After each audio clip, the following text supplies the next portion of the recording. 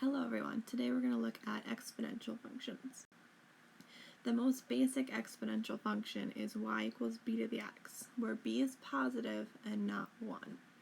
So we need b to be positive because we don't want imaginary numbers. If we had something like negative 1 to the 1/2, that would be the square root of negative 1, which is I or j. So we want b to be positive because we don't want any imaginary numbers. And we don't want b to be 1 because 1 to any power is 1. So that wouldn't really be an exponential, it would just be the line y equals 1. However, in our class here, we're going to restrict it a little further, and we're going to use that b is bigger than 1. We can get away with that because if b happens to be between 0 and 1, we can always flip b, or take the reciprocal, and change the sign of the exponent based on rules of exponents. So for example, 1/2 to the x is the same as 2 to the negative x. So we've changed b from 1/2 to 2, but the equation is still the same. Okay, so we're going to deal with b being bigger than 1. The important part here to notice, though, is that the variable is in the exponent. That's what makes it an exponential equation. So first, we're going to look at just the generic shape of the graphs of exponentials. So we're going to start by graphing one. So we're going to use y equals 2 to the x. Whenever you don't know what the graph of a function looks like, you should always make a table. So that's where we're going to start. You always want to make sure you're using positive and negative x values, right? You want to look at what the whole graph looks like, not just like one quadrant. So we're going to use the integers from -3 to 3. So if x is -3, then we have 2 to the -3. And remember, a negative exponent means it's going in the denominator. So 2 to the -3 is 1 over 2 cubed. 2 cubed is 8. So we get 1/8. If x is -2, then again that just means it's 1 over 2 to the 2, which is 4. So we get 1 over 4. 2 to the -1 is 1 over 2 to the 1, which is 1 over 2. Anything to the 0 is 1, so it doesn't matter that my base is 2. If my exponent's 0, it's 1. 2 to the 1 is 2. 2 to the 2 is 4. And 2 to the 3 is 8. So we get this table, and then we're going to graph it. And if we do, we get this lovely graph here. So there's a couple of things that we want to note. The first is, like I said, no matter what the base is, if it's just y equals b to the x, then we have the y-intercept at 0, 1. This graph is also increasing. If I take a number bigger than 1 and I raise it to a power, and that power keeps increasing, then that value is going to keep increasing. So something to note here is that our function's increasing. We also have that as x gets more and more negative, our function is getting smaller and smaller, and it's getting closer and closer to 0. But note that it will never equal 0. Right? I'm always going to have this something of a form that looks like 1 over something. So 1 over 2 to a power will never be 0 because the numerator is a 1. So it gets really, really close to the line y equals 0, but never actually hits it. And that's called an asymptote. So this graph has an asymptote at the line y equals 0. So it's not the number y equals 0, it's the line y equals 0, right, which is our x-axis. So again, it gets really, really close to it, but never actually hits it. And our exponentials will always have an asymptote. The asymptote will change depending on what we do to our function. But again, if it's just y equals b to the x, then that asymptote is always at y equals 0. So next we're going to look at a little table of different things that we can do to our function. We're going to look at what happens if our exponent is a negative variable. So just like we had that 1/2 to the x is 2 to the -x, what's that negative x going to do to it? And then also what happens if we multiply it by a number. So in this table, I took this right from our book. So there's a couple of things to look at. So this is always things of the form y equals a times b to the x, or a times b to the -x. So there are two things to look at, the sign of A and the sign of B. So in my columns, we have the exponent's positive and the exponent is negative. And in the rows, we have a is positive and a is negative. So again, a is the coefficient, and then the x is part of the exponent. But again, we're going to have that b is greater than 1. So again, if it's not, we're going to change the sign of the exponent. And then at the moment, if you look at all of our graphs, and they all have the y-intercept of 0, a. So a is positive, a is positive, a is negative, and a is negative. They also all have an asymptote at y equals 0. So if our function is increasing, then the asymptote is as we go to the left, with a is positive. And if a is positive and it's decreasing, then our asymptote is moving off to the right. Again, we have an asymptote here, and we have the asymptote here. So each of these 4 cases, we have an asymptote at y equals 0. Whether it's as you get more and more negative or more positive depends on the signs of a and our exponent. But I want to see that they all have the same basic shape, and we're kind of just reflecting it. So I'm just going to erase the things that I drew on here for a minute. So if we consider kind of this positive as being like our base, and I don't mean exponential base, but like the most basic type, then if we change the sign of a, so if a goes from positive to negative, we're going from here to here, we're flipping our graph over the x-axis. And that's what happens if you multiply something by a negative number. Right? It goes from positive to negative or negative to positive. So our function is flipped over the x-axis. If I'm changing the exponent from positive to negative, so if I'm going from here to here, I have flipped my graph over the y-axis. So I flipped it left and right. And that's what happens if I change the sign of the x's. And then if I make them both negative, and I'm down over here, I flipped it twice. I flipped it across the x and across the y. Okay, so it's the same basic shape. Again, if I'm changing the sign of a or the sign of the exponent, I'm just reflecting it or flipping it across one or both of my axes. So that's really just what I need to remember. We can also add a constant onto it. So y equals a times b to the x was what we just looked at, but we can also add a constant. And that's going to change the graph in the following ways. The y-intercept is no longer 0, a, it's 0, a plus c. So if I notice if x is 0, right, I've got a times b to the 0 plus c, but b to the 0 is just 1, so I have a plus c. So hopefully that makes sense. It's also changing the asymptote. This plus c is moving the graph up or down depending on if c is positive or negative. So it moves everything. It moves the y-intercept up c units, it moves the asymptote, again, up or down depending on the sign. So it's going to move all of our y values up or down, whatever c is.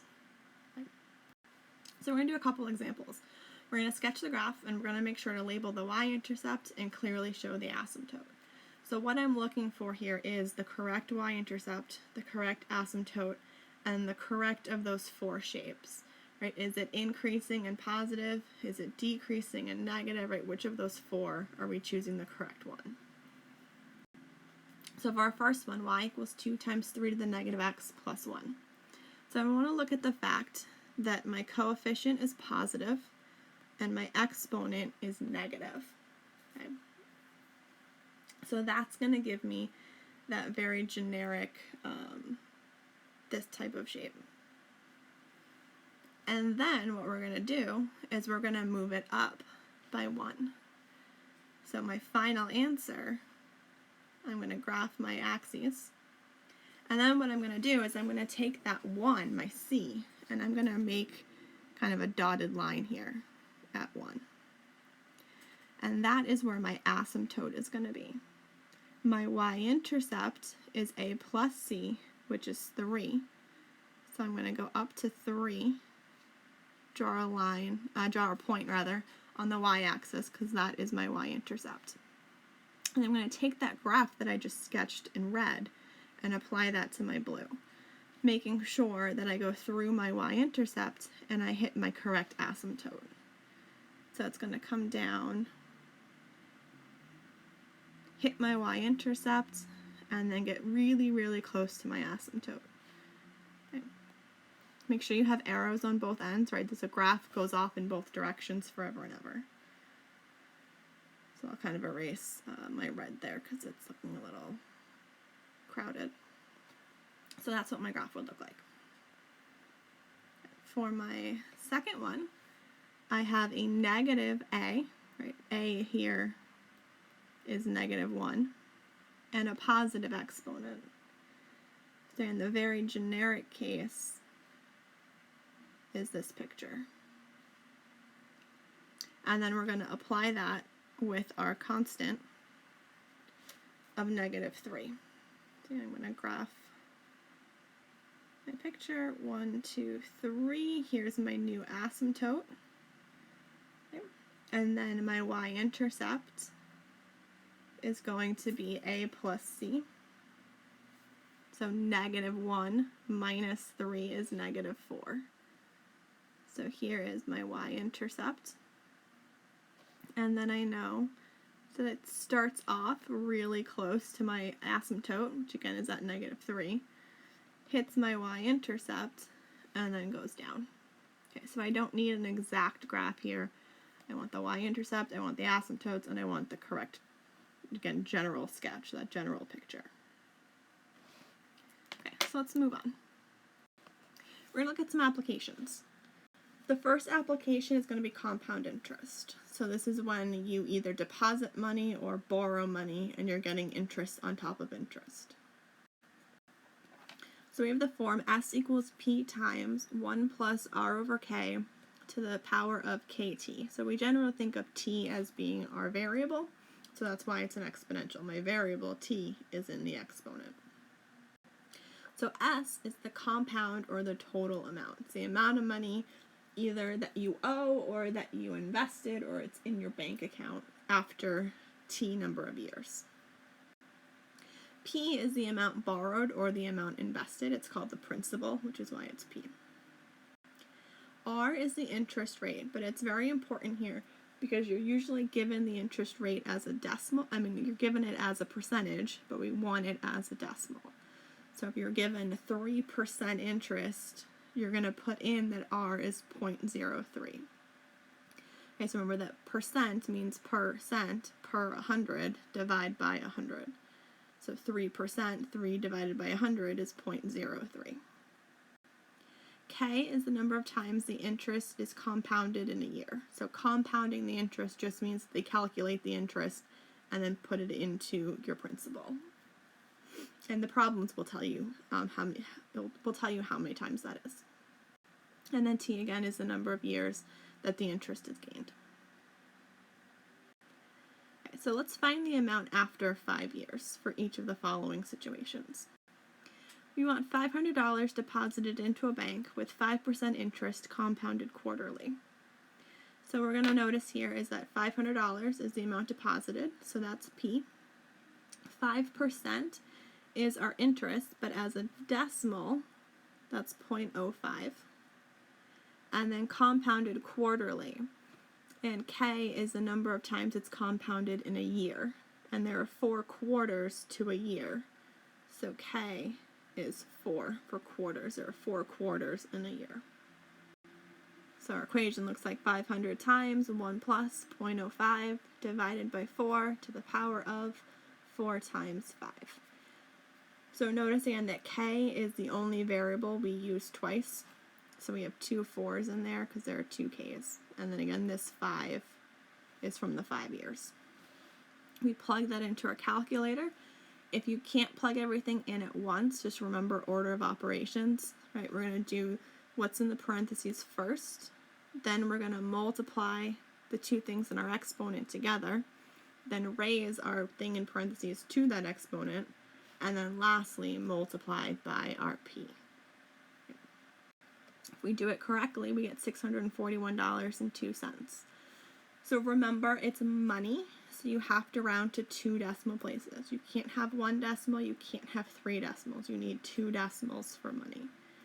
Okay, so if you haven't already, please take out your calculator and make sure you're getting the same number. Right? You want to make sure we all know how to use the exponents and PEMDAS and everything in our calculators. All right, how about $1,000 deposited into a bank with 1.5% interest compounded weekly? So again, the amount deposited, 1,000, is P. 1.5% interest as a decimal is 0.015.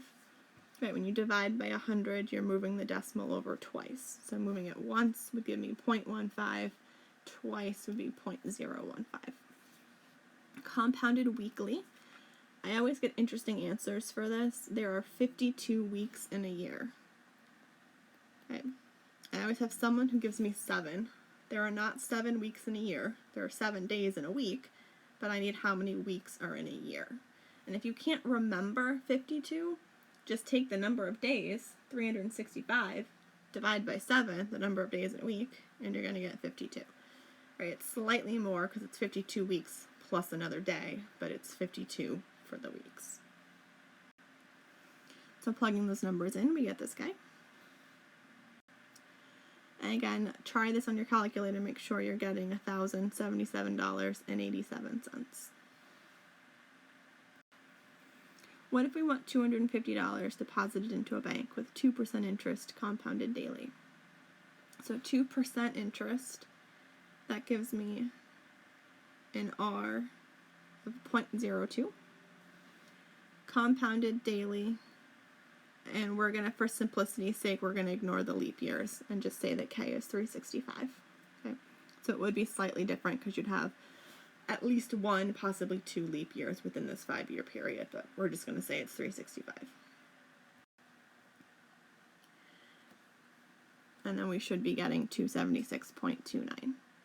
Notice you are gaining interest in this situation.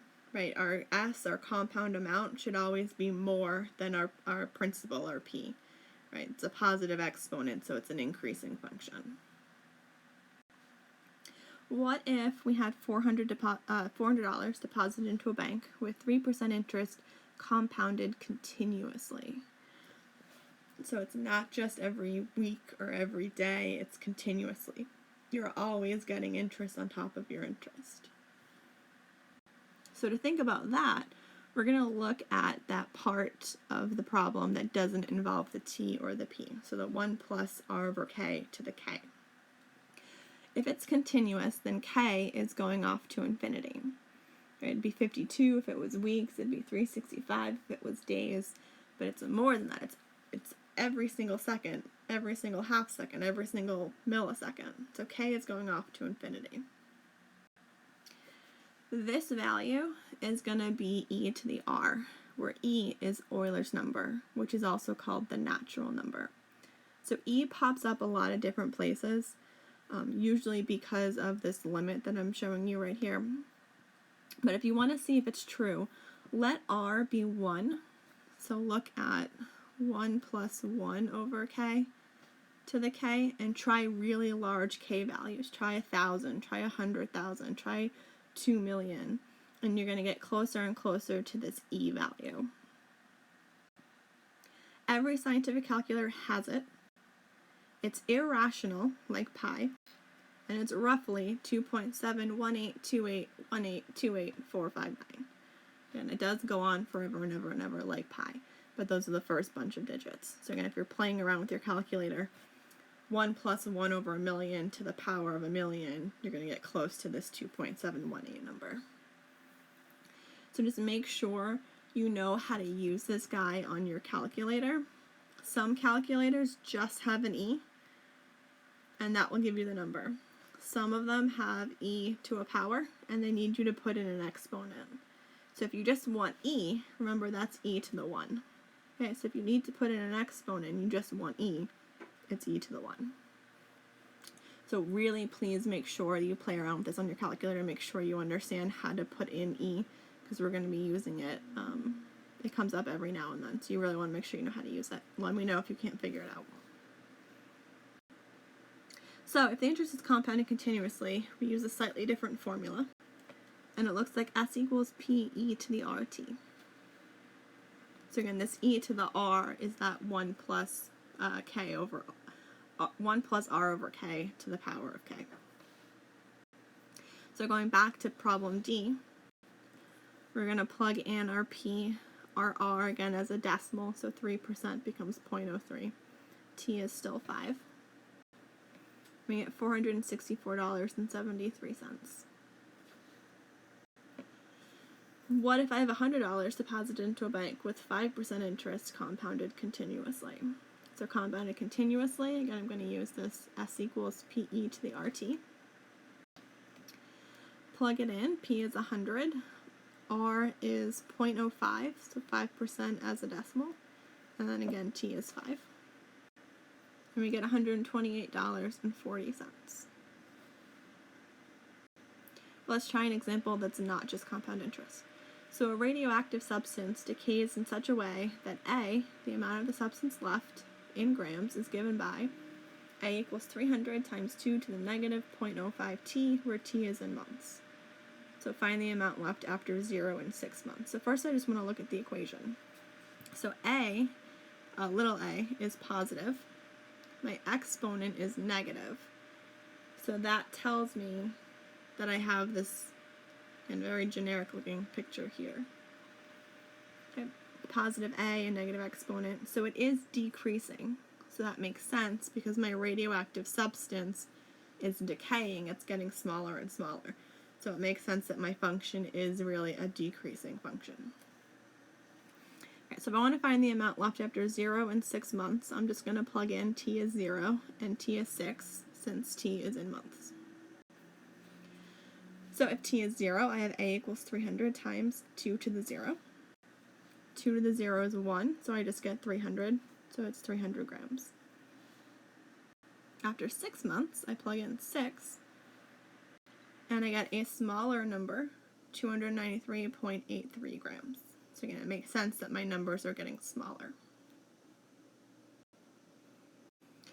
A population is increasing in such a way that the population T years after 1990 is given by P of T equals 12,000 times 3 to the 0.025 T. Find the population in 1990 and 2020. So here my A is positive and my exponent is positive. So again, my very generic picture looks like this. And it's increasing, which makes sense because I'm saying that my population is increasing. If I'm looking for the population in 1990, T is years after 1990. So if I'm in 1990, then T is 0. So I'm looking for P of 0. So that's 12,000 times 1 gives me 12,000. If I'm looking at 2020, a number of years after 1990 is 30. So I'm plugging in T is 30. So 30 times 0.025 gives me a 0.75 for my exponent.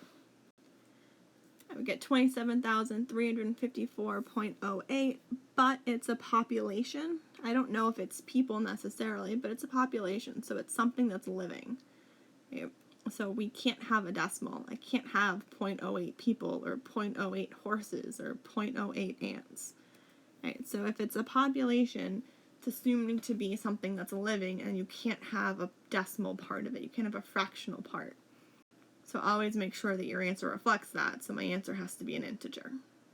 And then just round accordingly, right? If it's less than 0.5, round down. If it's 0.5 or higher, round up. But I need to have an integer answer here.